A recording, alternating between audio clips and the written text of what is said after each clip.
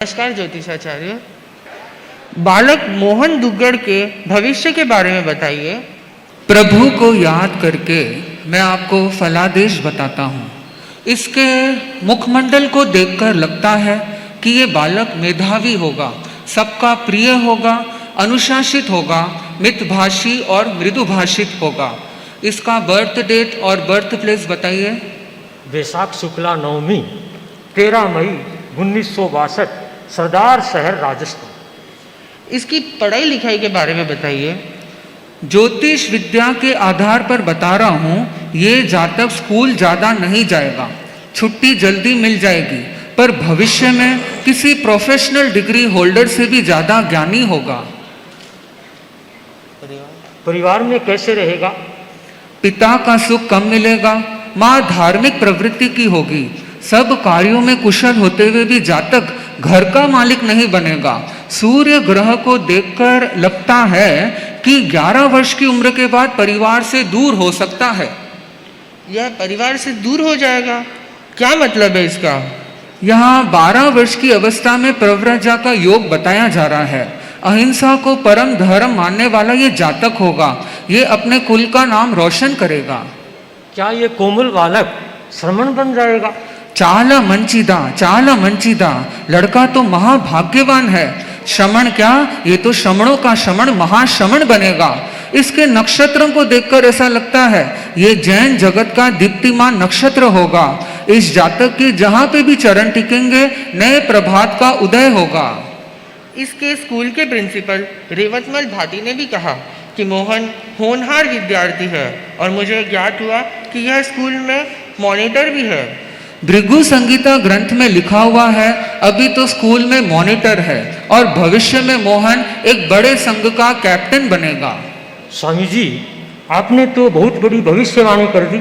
अयो देवेंद्र जी, देखना ये बालक कितना बड़ा व्यक्ति बनेगा। सूर्य घर में साफ लिखा है कि ये अपने कम्युनिटी का किंग बनेगा। राजयोग लिखा हुआ है। क्या आप ईयर वाइज इस बालक के बारे में हमें बता सकते हैं? मैं ज़्यादा बताता नहीं हूँ, पर ऐसी विशिष्ट कुंडली मैंने कभी देखी नहीं। मैं पूरा प्रयास करता हूँ आपको डिटेल में बताने का। अक्षय तृतीया के बाद इसके प्रवृत्ति का योग दिख रहा है। जहाँ जन्म हुआ है वहीं दीक्षा होगी।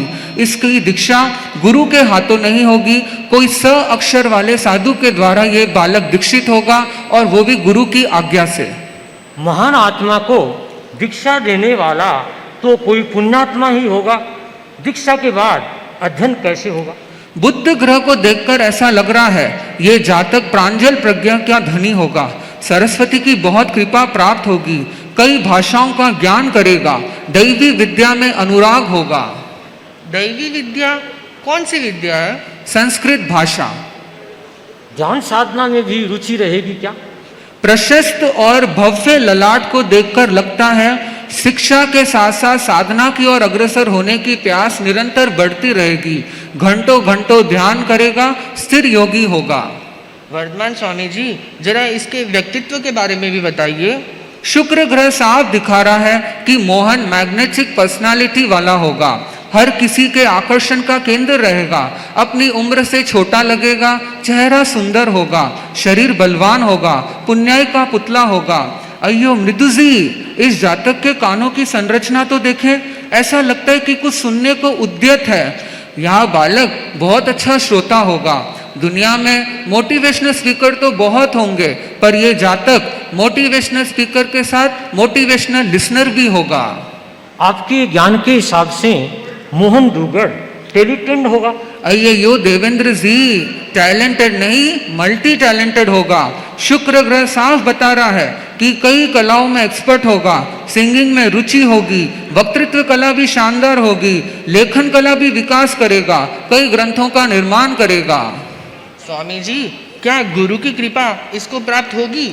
न्यूमरोलॉजी के हिसाब से इस बालक के दीक्षा वर्ष को अगर जोड़ा जाए तो अंक 3 होता है। 3 अंक जिसके होता है उसका भाग्य खिला खिला रहता है, गुरु का विश्वास पात्र होगा, एक नहीं 2 गुरुओं की असीम कृपा को प्राप्त करेगा। क्या कोई घटना प्रसंग होगा जिससे इसके गुरु इस पर विश्वास करेंगे? हाँ, नाड़ी एस्ट्रोलॉजी के हिसाब से जब मोहन 17 साल के आसपास का होगा तब एक महत्वपूर्ण साहसिक निर्णय लेगा। उस समय मोहन नॉर्थ इंडिया में होगा। क्या निर्णय लेगा ये तो कहना कठिन है, पर इसके निर्णय से गुरु को सात्विक गर्व होगा और यह जातक संग निष्ठा का बेहतरीन परिचय देगा। क्या मोहन दुग्गड़ दीक्षा के बाद गुरु के सानिध्य का लाभ लेगा? मंगल ग्रह के हिसाब से दुग्गड़ बालक भाग्यशाली होगा। गुरुओं का अच्छा सानिध्य और वत्सलता प्राप्त करेगा। जब ये 22 साल के आसपास का होगा तब अपनी आरोहण यात्रा प्रारंभ करेगा। गुरु का राइट हैंड होगा और 24 साल के आसपास गुरु का अंतरिंग सहयोगी बनाया जाएगा। और ये घटना ऐसा लगता है कि कोई पहाड़ियों और झीलों से घिरी हुई किसी शहर में होगी। इसका मतलब है मोहन साधारण मुनि से कुछ आगे बढ़ जाएगा। Absolutely true. वैदिक एस्ट्रोलॉजी के हिसाब से मोहन को 27 वर्ष की आयु में एक छोटा पद प्राप्त होगा गुरु के द्वारा और इसकी पदवी वंदनीय होगी और आगे जाकर यही पद इस बालक का नाम हो जाएगा। अरे वाह ज्योतिषाचार्य जी, आपका ज्ञान तो बेमिसाल है। मेरा ज्ञान बेमिसाल है यह छोड़ें, ये जातक बेमिसाल है यह जाने। गुरु ग्रह के हिसाब से बालक दुग्गड़ जन्म जाति शासक प्रवृत्ति का है और आगे जाकर शासक कर्ता बनेगा। जब 35 साल के आसपास का होगा इस बालक के जीवन का सर्वश्रेष्ठ समय होगा। इसे अपने गुरु से एक अच्छा पद प्राप्त होगा जो गुरु के समान होगा और ये घटना भारत के पश्चिमी इलाके में होगी। अरे वाह ज्योतिषाचार्य जी, आपके मुंह में तो घी शक्कर। चाला मंची भृगु संगीता ग्रंथ में बताया गया कि 48 की अवस्था में जातक का पूर्ण भाग्योदय होगा। अपने धर्म संघ में सर्वोपरि स्थान को प्राप्त करेगा। इसके हाथों में देव रेखा है। समाज इसे देव रूप पूजेगा। मैंने तो कभी सपने में भी नहीं सोचा कि ये छुपा छुपी सतोलिया कांच के गोले कबड्डी खेलने वाला बालक एक दिन धर्म संघ का राजा बनेगा। ये बालक जैन धर्म की अतिशय प्रभावना में अभिवृद्धि करेगा। अपने कार्यों से नए नए इतिहास बनाएगा। इसके आशीर्वाद से, इसके वचनों से, इसके मंत्र से समाज का भला होगा, लोगों की बाधाएं दूर होगी। धर्म संघ का बॉस बनने के बाद मोहन क्या करेगा? बॉस बनते ही तीर्थ यात्रा करेगा। कौन से मंदिर जाएगा? सेवा मंदिर। आगे की यात्रा के बारे में बताइए स्वामी जी। नाड़ी ग्रंथ के हिसाब से सन 2010 से सन 2014 के प्रारंभ तक गुरु के वादे को निभाएगा और बालक धोरों की धरती में रहेगा। सन 2013 में एक साथ 43 भव्य आत्माओं को उतारेगा। थंब प्रिंट के हिसाब से सन 2014 में मूढ़ संकल्पों के साथ कोई विशिष्ट यात्रा करेगा। विदेश यात्रा के बाद क्या योग है? विदेश इसके विदेश जाने का योग बताया जा रहा है। 2015 में योग बन रहा है। क्या आप उन देशों के नाम बता सकते हो जहाँ पे योग है? पहला देश का नाम न से चालू होगा और इस देश में बालक समुद्र तल से 8000 फीट से ज्यादा की ऊंचाइयों पर जाएगा। और दूसरा देश बौद्ध धर्मावलंबी देश होगा। Oh my God! क्या हुआ स्वामी जी, आपने अचानक ईश्वर को कैसे याद किया? लाल किताब के हिसाब से धर्मी सेवा वाला ये जातक की इस विदेश यात्रा में कठिनाई आएगी। कोई विपदा आएगी वैशाख महीने में, ऐसी परिस्थिति लग रही है। पर ऐसी विषम परिस्थिति में भी ये मजबूत रहेगा, कोई विकल्प का प्रयोग नहीं करेगा। लाल किताब के हिसाब से स्वयं ईश्वर अपने हाथों से इस बालक की सहायता करेगा। मोहन का लगता है विल पावर काफी स्ट्रांग है।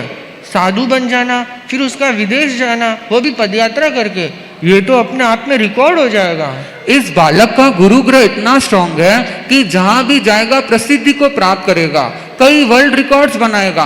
पर बालक को अलंकरण में रुचि नहीं रहेगी, इसके लिए साधुता ही अलंकरण और सम्मान होगा। विदेश यात्रा के बाद क्या योग है? जब ये जातक 54-55 का होगा तब ये पूर्व दिशा में गमनागमन करेगा और वहां 2 नए पदों का सृजन करेगा। ओ वाह! ये बालक तो वहां पर भी जाएगा जहां से मैं नाता रखता हूँ, सुपर डुपर साउथ इंडिया। 3 समुद्र का संगम स्थल में भी जाएगा। अयो देवेंद्र जी, 2020 में फिर संकट की घड़ी दिख रही है। कोई वैश्विक महामारी आएगी, पर यहाँ पर भी मोहन अपवाद मार्ग का सेवन नहीं करेगा। लोशु ग्रिड के हिसाब से इसका विल पावर प्लेन कंप्लीट हो जाएगा, इसलिए यह सिंह के समान निर्भय रहेगा। दक्षिण भारत की यात्रा के बाद कहाँ का योग है? दक्षिण से पश्चिम की ओर आ जाएगा। यह जातक जब 60 का भी पूरा नहीं होगा तब पृथ्वी की परिधि से 1.25 गुना अधिक पदयात्रा कंप्लीट कर लेगा। आपकी भविष्यवाणी को सुनकर ऐसा लगता है कि ये समाज के लिए बहुत अच्छा काम करेगा। आप सही बोल रहे हैं। इस जातक की पैर की देखरेखा को देखकर लगता है कि ये अपने जीवन, धर्म और समाज को समर्पित करेगा। सभी समाज के लोग इसकी इज्जत करेंगे। इसकी दीक्षा 5 तारीख को होगी। अंक ज्योतिष के अंक 5 वाले जातक केयरिंग नेचर के होते हैं, छोटे बड़े सबका ध्यान रखेगा। उसके आगे क्या योग है? नाड़ी एस्ट्रोलॉजी के हिसाब से 2022 के माघ महीने में साध्वी समाज का गौरव बढ़ाएगा। किसी साध्वी को माता जैसा कुछ सम्मान दिया जाएगा। किस साध्वी को सम्मान मिलेगा? अब ज्यादा तो कहना कठिन है, लेकिन ऐसा लगता है कि वो साध्वी उम्र में 90वें दशक में रहेगी और संयम पराय का 7वां दशक होगा। उसके आगे की यात्रा कैसे रहेगी? जिस साध्वी को माता जैसा सम्मान मिलेगा उसके लिए बालक श्रमशील यात्रा करेगा। 2022 के मार्च महीने में उग पद यात्रा करेगा। ये जातक 7 लेवल चीफ है। जो संकल्प करेगा वो साकार हो जाएगा। कठिन यात्रा करने के बाद ये जातक हॉस्पिटल में ऐसा दृश्य दिखाएगा जिसे देखकर चतुर्वेद धर्म संघ के आंखों में अश्रुधारा बहने लगेगी और सभी सदस्य अपने आप को इस धर्म संघ का सदस्य होने के नाते गौरवान्वित महसूस करेंगे। यानी कि वो साध्वी तो सौभाग्यशालिनी होगी। सही में परम सौभाग्यशाली होगी। अयो, एक और साध्वी की बात आ रही है। 2022 में ही वैशाख महीने में एक वी लेटर वाली योग्य साध्वी जिसका सरनेम और कोई बड़े देश के प्रधानमंत्री का सरनेम सेम होगा, उनको एक बहुत बड़ा गरिमामय पद दिया जाएगा इस जातक के द्वारा।